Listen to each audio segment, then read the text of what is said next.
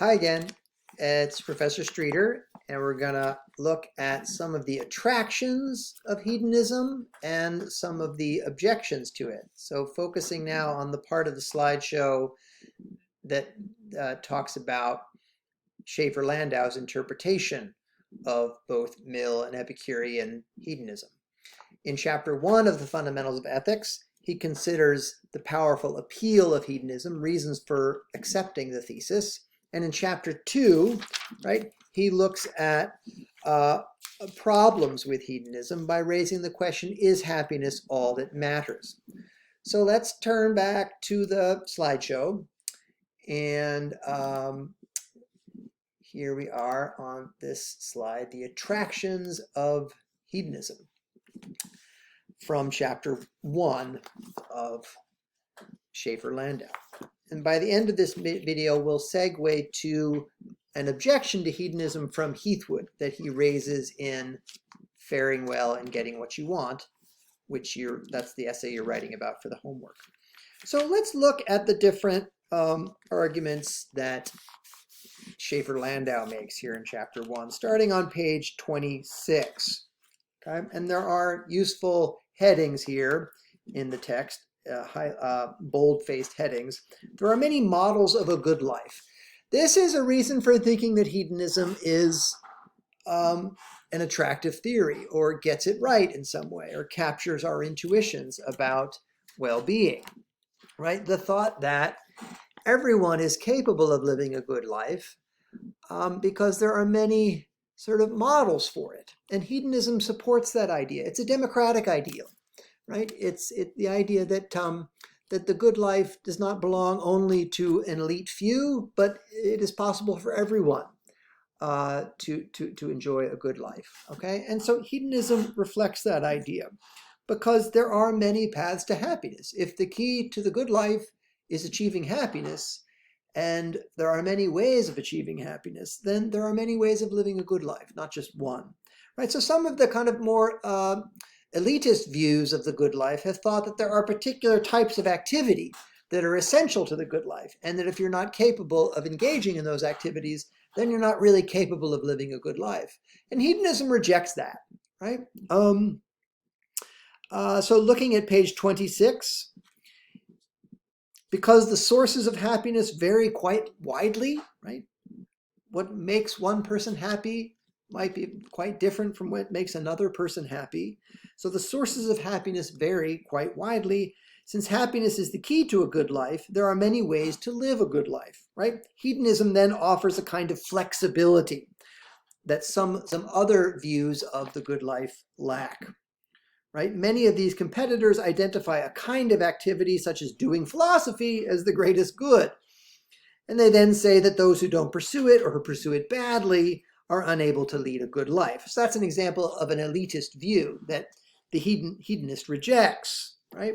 The best activity for human beings is the one that brings us the greatest happiness, right? That's sort of the core idea behind hedonism. And so many people are drawn to that, because many people believe that elitism is bad and we should be more democratic in the way that we think about what makes a life good. Okay. A second related point, that it gives us more personal authority, right?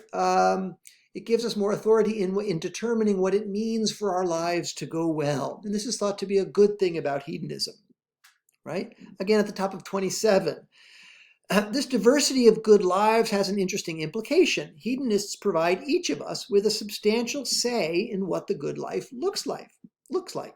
And that seems a plus. Much of what makes us happy is a matter of personal choice. Some of you talked about that in class.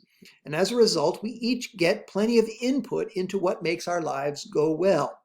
So if you believe that what makes us happy, what determines the conditions for happiness in our life is partly a matter of choice, partly up to us, right, then we get to set the terms of our own happiness. And if happiness determines the goodness of our life, if it's what makes our life good, then, it's what constitutes well-being, then we get to have some role in determining what it means for our lives to go well. And that seems to be a positive thing about the theory, right? It gives us more control over the conditions of our own happiness, the conditions of our own well-being. Um, um, right? And the worry here is that so long as we really do know what will make us happy, hedonism supports the resistance we feel when others try to tell us how to live our lives. When others counsel us for our own good to give up happiness and pursue a less enjoyable way of life, hedonism assures us that such advice is deeply mistaken. Okay, so that's again one of the reasons why people are drawn to hedonism. I get to determine what makes the difference between my life going well and my life not going well, right? That's not up to you, it's up to me, right? Okay, now there is, as Schaefer-Landau points out, there's one sense in which the hedonist doesn't allow us to have the final say about what is good for us. If hedonism is true, then happiness improves our lives whether we think so or not. And this gets to a problem that Heathwood has with hedonism. The hedonist is claiming that happiness is good for you. Your happiness is good for you, whether you desire it or want it or think it's good or not, right? And that's an interesting claim. That's the sense in which happiness has intrinsic value, right?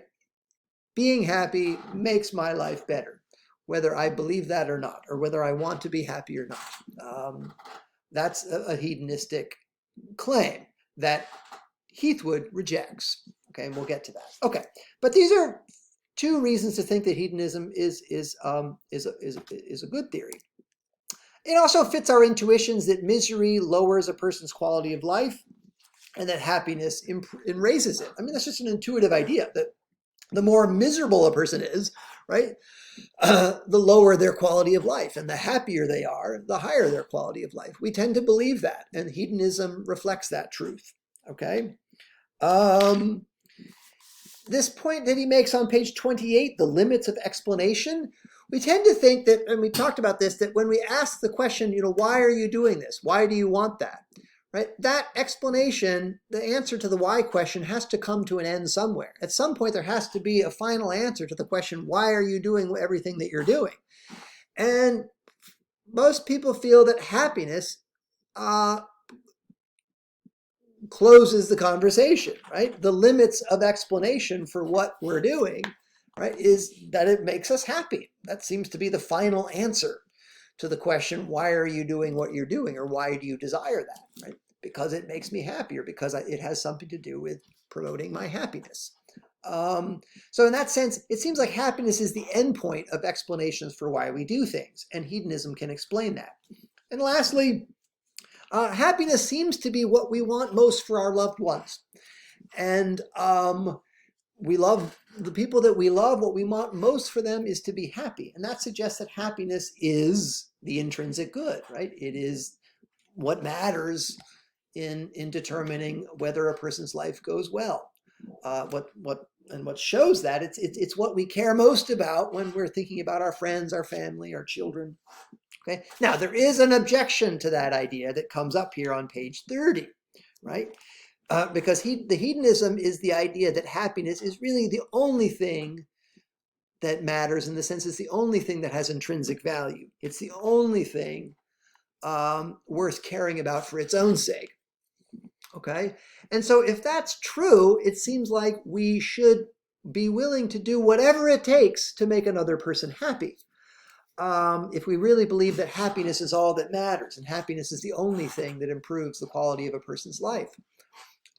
Foot's objection that comes on page 30 is that, look, here's a thing we could do to make a person's life happier. We could lobotomize them. And in that sense, eliminate a lot of their desires and cognitive capacities that produce stress and anxiety in their life. And by lobotomizing them, we could make it the case that they live a very simple life that they're happy with, right? Her example is, a lobotomy patient who is happy just sitting in the yard raking leaves all day. Most of us would not be happy with that, but maybe if you cut out a part of my brain, I would be happy living that life. That's the life that I would enjoy. But that seems like a way of not improving the quality of a person's life, but of destroying the person's life, right? And so Foot's point is, since we wouldn't lobotomize someone we love to make them happier, this shows that happiness is not all that matters. There are other things that, independent of happiness, that we care about and that have intrinsic value. It's an interesting objection. And so we can think about that. Okay, but hedonism does reflect this idea that happiness is something that we want for our loved ones, and that suggests that there's something to hedonism, right? It pinpoints the thing that we care most about for our loved ones. Okay, here are some reasons for rejecting hedonism that are sort of interesting, and I'll show you some. I'll share some videos that work through this chapter. But one is that they're called the paradox of hedonism. This comes up in chapter 2 of the Fundamentals of Ethics. It seems like if happiness is the only thing worth that has intrinsic value, then we should devote ourselves entirely to the pursuit of it. But if we devote ourselves single-mindedly to the pursuit of happiness, we end up making ourselves miserable. So that seems like a problem. The evil pleasures argument, look, there are many ways of achieving happiness. Some people are made happy by doing good deeds. Other people are made happy by doing bad deeds. But it seems like we value the happiness that is the result of good deeds more than the happiness that is the result of bad deeds. It doesn't seem like hedonism can explain that, though. For hedonism, happiness is good no matter how it comes about. And that seems like a problem. Similarly, the two worlds objection. Imagine two worlds with equal amount of happiness, but in one world there's a lot of vice, there's a lot of cruelty, or I don't know, there's a lot of greed or something that you consider a vice. There's a lot of that in world A, whereas in world B there's more virtue, there's more honesty. But the two worlds have equal amounts of happiness. It seems like hedonism can't explain why we would prefer to live in the world with more virtue than the world with more vice. If happiness is really all that matters, why should we care between the two worlds? Okay, so those are three examples of some reasons for rejecting the basic thesis.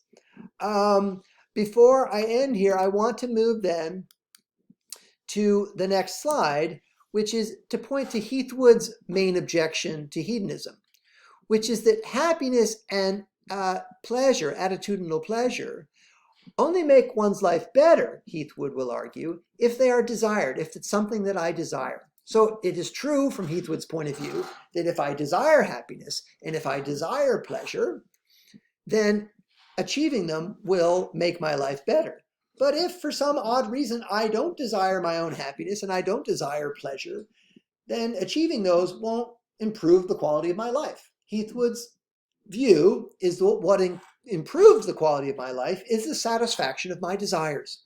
And so that is his basic thesis that he will defend in the article that you're writing about, that human welfare consists in the satisfaction of desire. And so the only fundamental way of benefiting a person is by satisfying some desire of hers.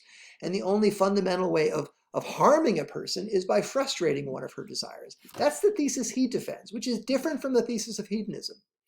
And so his central examples, you can think about these two examples. We're running out of time.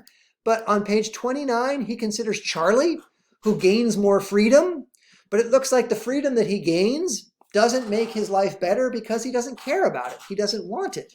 And so that suggests to Heathwood that freedom does not all by itself make your life better. Only if you desire it does it make your life better.